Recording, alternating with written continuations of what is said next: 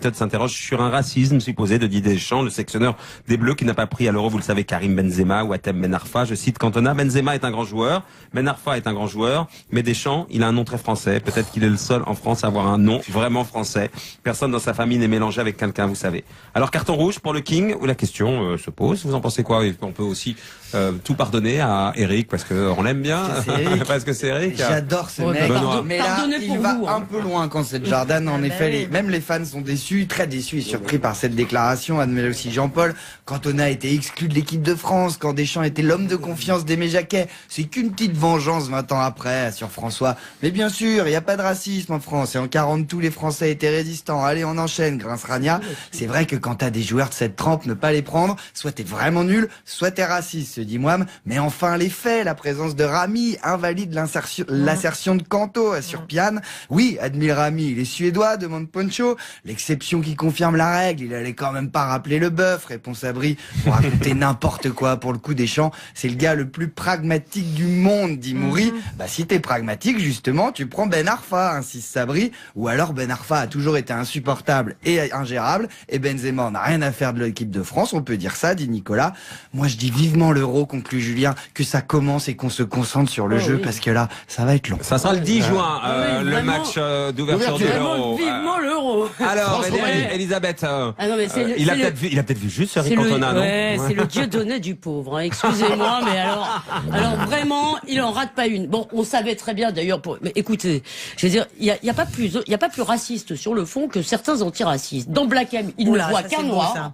Dans Benzema, il ne voit qu'un arabe. C'est-à-dire, les autres, il y a évidemment des gens. Il y en a un autre qui n'a pas été sélectionné, qui s'appelle je sais plus comment, Ménez, parce que il est en kikinant, je crois. Pierre Ménez, non, c'est parce qu'il est gros. Non, pardon. Bon, enfin bref, si vous voulez, l'idée de soupçonner que dans le foot, on sélectionne pas les gens parce qu'ils sont arabes. C'est Jérémy Ménez. Parce qu'ils sont arabes ou noirs. Il est vraiment. Non, mais je trouve, il y a une attitude là-dedans, si vous voulez, d'assigner. C'est la même chose que les gens qui comptent les noirs et les arabes. Il y en a pas assez au Molière, nous dit-on cette année.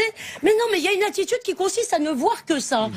Dans Black M, il n'y a pas un des détracteurs de Black M qui a dit qu'il était noir. Il n'y en a pas un qui a dit ça. Tous ces défenseurs ont dit c'est parce qu'il était noir. Je suis désolée, les gens sont autre chose. Benzema, il a des comportements, c'est des bons ou des mauvais joueurs de foot, j'en sais rien. Il y en a un qui, paraît-il, est ingérable, pas collectif ou je sais pas quoi. Ça, c'est mes consultants qui me l'ont dit. Donc franchement, mais cette histoire de racisme... des consultants, oui, j'ai Alain Finkielkraut, il est pas mal, mon consultant. Consultant foot, il est très bon. Surtout pour commenter les matchs du Racing. C'est mon consultant foot. Je vous interdis de vous moquer de vous. Non, Clémentine, c'est son anniversaire. Eric Cantona. Bon, en général, je suis pas d'accord avec Elisabeth Lévy. Je pense qu'il y a quand même du racisme en France, mais là, pour le coup, c'est clair qu'il y a des vieilles rancunes envers Deschamps, non? Et que d'ailleurs, il paraît, ouais, c'est ce que nous dit Jérôme Milagou, qui connaît bien tout ça. Et qu'il aurait pris Benzema, qu'il avait d'ailleurs défendu contre Benzema avant, s'il n'y avait pas eu l'affaire de la sextape, peut-être, non? En tout cas, ça. Et il aurait peut-être aussi pris Nabil Fekir si c'était pas blessé. Donc je crois que là, on est un peu sur. Oui, mais on est un peu sur autre chose. Donc il règle ses comptes. Moi, je crois un peu bêtement, non? Franchement, l'allusion au nom français. Et c'est pas rendre service au combat antiraciste que d'utiliser ces questions-là à des fins qui n'ont pas grand-chose à voir avec. En plus, il joue le racisme anti-français. Il joue à côté de la plaque parce que s'il y a bien un milieu où justement la diversité est large, c'est bien dans le milieu du football. Donc c'est complètement ridicule. Non, moi, ce que je dirais simplement, c'est que Eric Cantona ne m'a jamais passionné balle au pied. J'ai jamais trouvé que c'était un cador tel que certains voulaient dire. Il était plutôt assez fort pour foutre des coups de pied au public quand il était à Manchester, et il a jamais tellement brillé ni sur un terrain ni par son comportement. Pascal Pro, attendez, il passe dans le couloir. Pascal Pro, attendez, il y a Pascal Pro, il a le sens du timing. Si ça vous intéresse 2 secondes, ce que je voudrais simplement dire, c'est qu'effectivement il y a de la revanche dans l'air. Mais sincèrement, il s'adresse là dans un milieu justement où il y a rien à dire. Vous tombez bien, Pascal Pro. Il vous passe devant, Yvan Levaille, mais attendez, il va vous laisser la parole. Vous voulez que je vous dise vraiment ce que j'en pense? Bah, vous êtes là pour ça, vous êtes connu pour ça. Eric Cantona, il a une personnalité, il a du charisme, mais c'est une construction médiatique et il n'est pas à la hauteur de ses déclarations. Ah, bravo! Et tous ceux qui le connaissent intimement, et qui l'ont fréquenté comme nous les journalistes sont déçus bien souvent derrière le langage et les mots qu'il a, qui sont parfois d'ailleurs sortis de la communication ou de la pub. Il n'est pas à la hauteur de cette personnalité-là. C'est souvent idiot ce qu'il dit, c'est souvent totalement idiot. On n'a pas entendu Yvan Levaille, mais mais c'est bien ce que dit Pascal Praud. Moi, je voulais dire que j'étais à Marseille quand Cantona jouait. Oui, alors il faut nous raconter ça, aussi à Marseille. Mais la semaine dernière, j'ai eu une très bonne surprise, c'est que j'ai regardé à la télévision, j'ai oublié le numéro de la chaîne. Il y avait un film avec Eric Cantona et Nathalie Baye. Et à un moment, Cantona, c'est une comédie plutôt joyeuse, et à un moment, Cantona dit à Nathalie Baye, mais je ne suis pas fou. Et à Marseille, on prétendait qu'il l'était. Et moi, je l'aime bien comme acteur, et il devrait se cantonner, si je puis dire, dans son nouveau rôle. Là, il fait de la photo aussi maintenant. Il fait de la photo. Mais franchement, le commentaire politique, c'est pas son truc. Mais si vous me permettez, c'était Ensemble c'est trop, le film, Yvan Levaille, que vous avez vu. Cette carrière d'acteur, comme il l'a fait à l'automne dernier, ça n'a pas duré un mois. Parce que ça a été un four. Extrêmement important. Désolé, là, vous parlez sur scène au théâtre. Le charisme de Cantona, celui qu'on lui trouve, et que je ne trouve absolument pas, c'est simplement parce qu'on a voulu en faire un intello du football. Il est tout sauf un intello du football. C'est un ignorant qui dit n'importe quoi. Et si on veut un intello du football, je préfère 100 fois Dominique Rocheteau. Ok, donc c'était pas la fête de Cantona, enfin c'était la fête de Cantona et l'anniversaire de Clémentine Autain. Merci Clémentine, bon anniversaire Elisabeth Lévy, merci d'être là. Yvan Levaille et Yves Tréhard. Merci Pascal Praud, on vous retrouve demain évidemment à 8h15 sur RTL. Dans un instant, le flash de 20h et ensuite la curiosité. Bonsoir Thomas et Sidonie. Bonsoir à tous. Salut Marco. On parle foot encore avec vous là dans un instant. On va aller en banlieue qui est le berceau d'énormément de joueurs, une grande majorité des joueurs notamment de l'équipe de France. On va voir que les Bleus font toujours rêver les gamins en banlieue. Évidemment, après le flash de 20h, à tout de suite les amis.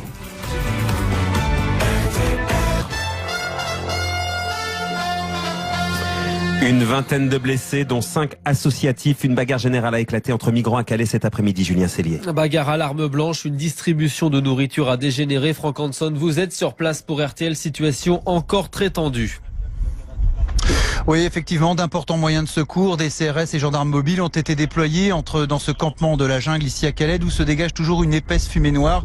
Des tentes ont été incendiées après cette bagarre pour le moins violente, mais la situation est désormais sous contrôle, vient de nous confirmer la préfète du Pas-de-Calais qui vient d'arriver peu après 17h en marge de la distribution des repas au centre d'accueil Jules Ferry. Une altercation a donc éclaté entre un Afghan et un Soudanais avant de dégénérer entre les deux communautés, des migrants qui se sont affrontés à coups de barres de fer, de bâtons, d'armes blanches. Aucune arme à feu n'a été utilisée selon le procureur. Le bilan est lourd, une quarantaine de blessés parmi les exilés, dont 13 hospitalisés, mais aucun pronostic vital n'est engagé. 5 personnels associatifs ont également été touchés, dont une jeune femme qui a reçu un projectile à la tête. 2 CRS ont également été blessés. La préfète du Pas-de-Calais ainsi que le procureur, comme je vous le disais, sont arrivés sur place.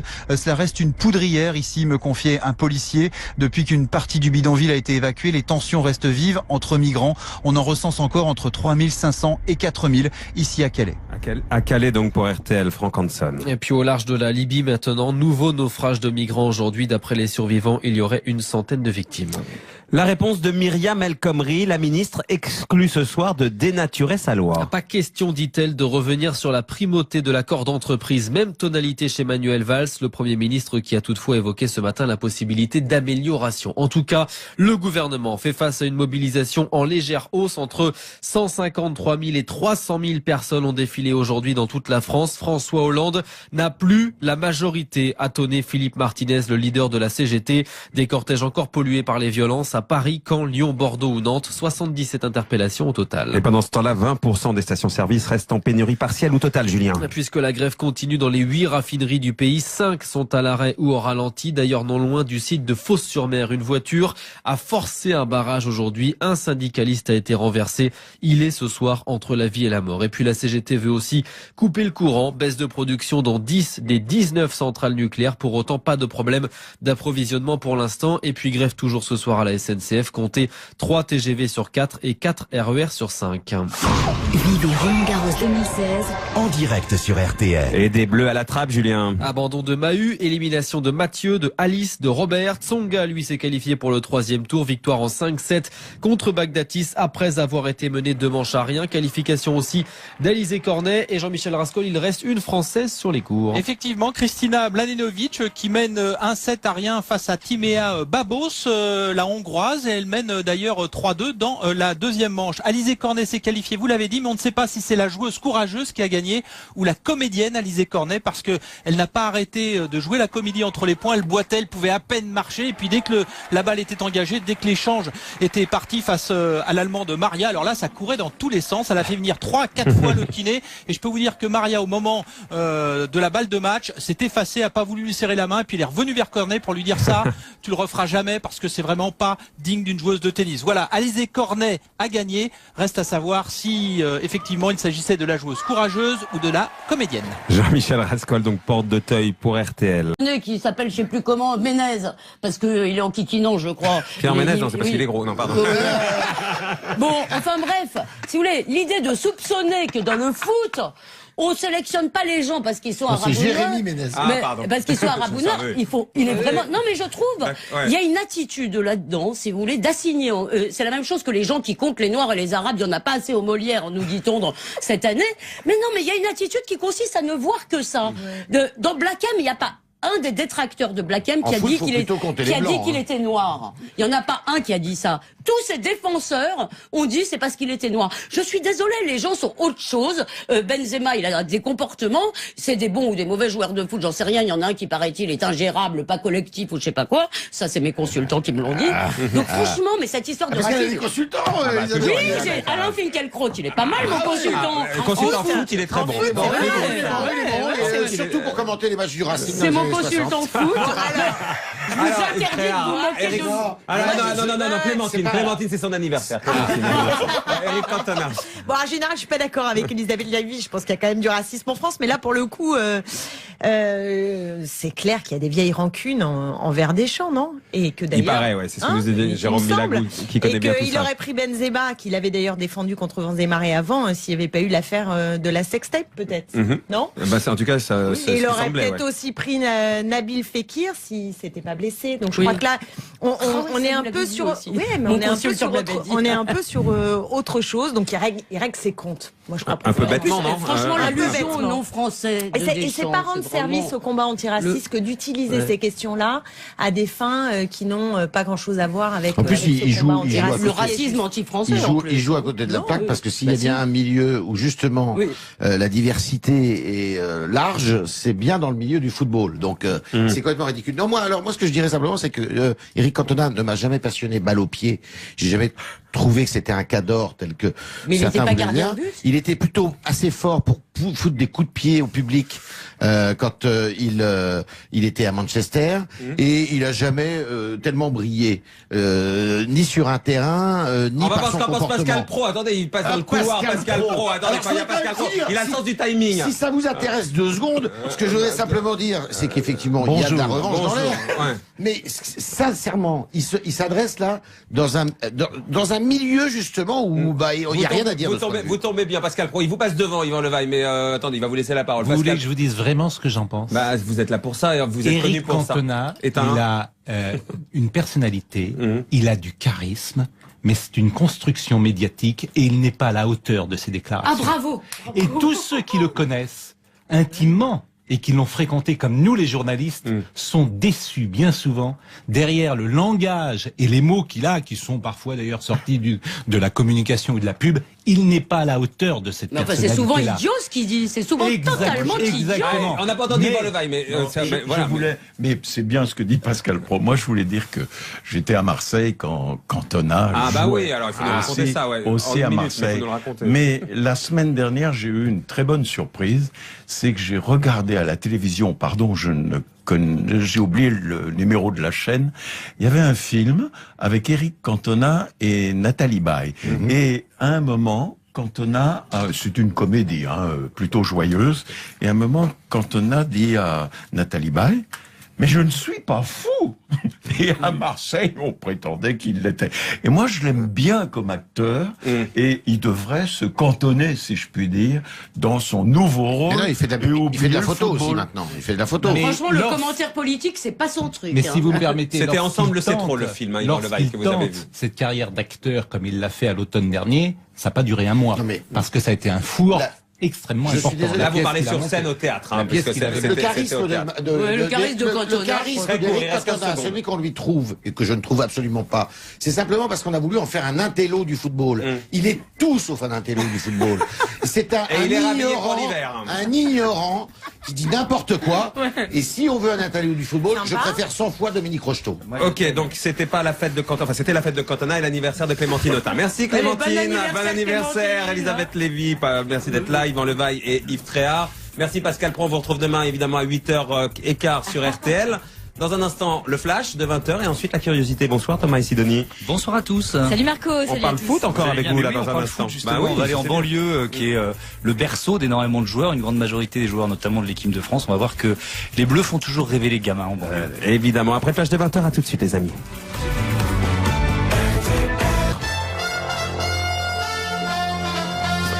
Une vingtaine de blessés, dont 5 associatifs. Une bagarre générale a éclaté entre migrants à Calais cet après-midi. Julien Cellier. Bagarre à l'arme blanche, une distribution de nourriture a dégénéré. Franck Hanson, vous êtes sur place pour RTL. Situation encore très tendue. Oui, effectivement, d'importants moyens de secours, des CRS et gendarmes mobiles ont été déployés dans ce campement de la jungle ici à Calais, d'où se dégage toujours une épaisse fumée noire. Des tentes ont été incendiées après cette bagarre pour le moins violente, mais la situation est désormais sous contrôle, vient de nous confirmer la préfète du Pas-de-Calais qui vient d'arriver peu après 17h en marge de la... La méthode s'interroge sur un racisme supposé de Didier Deschamps, le sélectionneur des Bleus qui n'a pas pris à l'Euro, vous le savez, Karim Benzema ou Hatem Ben Arfa. Je cite Cantona, Benzema est un grand joueur, Ben Arfa est un grand joueur, mais Deschamps, il a un nom très français. Peut-être qu'il est le seul en France à avoir un nom vraiment français. Personne dans sa famille n'est mélangé avec quelqu'un, vous savez. Alors carton rouge pour le King, où la question se pose. Vous en pensez quoi? On peut aussi tout pardonner à Eric parce qu'on l'aime bien. Parce que c'est Eric. J'adore ce mec. Mais là, il va un peu loin quand c'est Jordan. En effet, même les fans sont déçus, très déçus et surpris par cette déclaration. Admet aussi Jean-Paul. Cantona a été exclu de l'équipe de France. Quand Deschamps était l'homme de confiance d'Aimé Jacquet. C'est qu'une petite vengeance 20 ans après sur François. Mais bien sûr, il n'y a pas de racisme en France. Et en 40, tous les Français étaient résistants. Allez, on enchaîne, Grince Ragna. C'est vrai que quand t'as des joueurs de cette trempe, ne pas les prendre, soit t'es vraiment nul, soit t'es raciste, se dit Mouam. Mais enfin, les faits, la présence de Rami invalide l'assertion de Canto sur Piane. Oui, admire Rami, il est suédois, demande Poncho. L'exception qui confirme la règle, il allait quand même pas rappeler le bœuf, répond Sabri. Pour raconter n'importe quoi pour le coup Deschamps, c'est le gars le plus pragmatique du monde, dit Mouri. Bah si t'es pragmatique, justement, tu prends Ben Arfa, insiste Sabri, ou alors Ben Arfa a toujours été insupportable et ingérable, et Benzema n'a rien à faire de l'équipe de France, on peut dire ça, dit Nicolas. Moi je dis vivement l'Euro, conclut Julien, que ça commence et qu'on se concentre sur le jeu, parce que là, ça va être long. Ça sera le 10 juin, le match d'ouverture de l'Euro. Vivement l'Euro. Alors, Elisabeth, il a peut-être vu juste Eric Cantona, non? Ouais, c'est le dieu donné du pauvre, hein. Excusez-moi, mais alors vraiment, il en rate pas une. Bon, on savait très bien d'ailleurs, mais écoutez, je veux dire, il y a pas plus raciste sur le fond que certains antiracistes. Dans Black M, il ne voit qu'un noir. Dans Benzema, il ne voit qu'un arabe. C'est-à-dire, les autres, il y a évidemment des gens. Il y en a un autre qui n'a pas été sélectionné. La distribution des repas au centre d'accueil Jules Ferry. Une altercation a donc éclaté entre un Afghan et un Soudanais avant de dégénérer entre les deux communautés. Des migrants qui se sont affrontés à coups de barres de fer, de bâtons, d'armes blanches. Aucune arme à feu n'a été utilisée selon le procureur. Le bilan est lourd. Une quarantaine de blessés parmi les exilés, dont 13 hospitalisés. Mais aucun pronostic vital n'est engagé. 5 personnels associatifs ont également été touchés, dont une jeune femme qui a reçu un projectile à la tête. 2 CRS ont également été blessés. La préfète du Pas-de-Calais ainsi que le procureur, comme je vous le disais, sont arrivés sur place. Cela reste une poudrière ici, me confiait un policier. Depuis qu'une partie du bidonville a été évacuée, les tensions restent vives entre migrants. On en recense encore entre 3500 et 4000 ici à Calais. À Calais donc pour RTL, Franck Hanson. Et puis au large de la Libye maintenant, nouveau naufrage de migrants aujourd'hui. D'après les survivants, il y aurait une centaine de victimes. La réponse de Myriam El Khomri, la ministre exclut ce soir de dénaturer sa loi. Pas question, dit-elle, de revenir sur la primauté de l'accord d'entreprise. Même tonalité chez Manuel Valls, le Premier ministre qui a toutefois évoqué ce matin la possibilité d'amélioration. En tout cas, le gouvernement fait face à une mobilisation en légère hausse. Entre 153 000 et 300 000 personnes ont défilé aujourd'hui dans toute la France. François Hollande n'a plus la majorité, a tonné Philippe Martinez, le leader de la CGT. Des cortèges encore pollués par les violences à Paris, Caen, Lyon, Bordeaux ou Nantes. 77 interpellations au total. Et pendant ce temps-là, 20% des stations-service restent en pénurie partielle ou totale, Julien. Puisque la grève continue dans les 8 raffineries du pays, 5 sont à l'arrêt ou au ralenti. D'ailleurs, non loin du site de Fos-sur-Mer, une voiture a forcé un barrage aujourd'hui. Un syndicaliste a été renversé. Il est ce soir entre la vie et la mort. Et puis la CGT veut aussi couper le courant. Baisse de production dans 10 des 19 centrales nucléaires. Pour autant, pas de problème d'approvisionnement pour l'instant.